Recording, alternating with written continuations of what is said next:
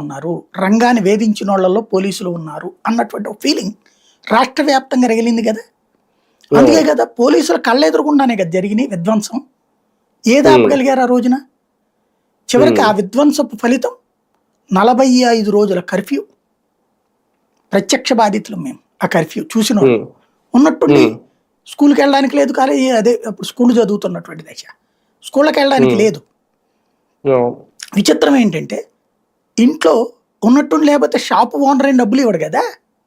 నాన్న షాప్లో పనిచేస్తుండే, shop owner డబ్బులు ఎట్ట ఇల్లు అడిగి తీసుకుంటాం. ఇప్పటికి మళ్ళీ ఫోన్ ఫెసిలిటీస్ కూడా లేవు ఆ రోజుల్లో. అకస్మాత్తుగా ఇంట్లో ఉండిపోయాం. ఇంట్లో ఉన్న తిండి ఆ బియ్యమో పప్పులో ఉప్పులో ఎన్ని రోజులకు వస్తాయి? సాధారణంగా మధ్యతరగతి ఇళ్లలో నెలాఖరు వరకు సరిపోయేటటువంటి నిత్యావసరాలు ఉంటాయి.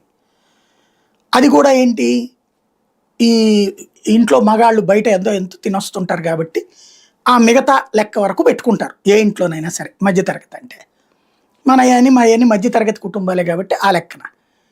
అయితే అందరూ ఉన్నప్పుడు ఏమవుతుంది, ఓ ముద్ద ఎక్కువ తింటారు. 15-20 రోజులకే అన్నీ అయిపోయినాయి. ఎక్కడి నుంచి వస్తాయి? కర్ఫ్యూ, బయటికి వెళ్ళడానికి వీళ్ళే. ఓ గంట రిలాక్స్ ఇస్తారు, పరిగెత్తుకు రావాలి.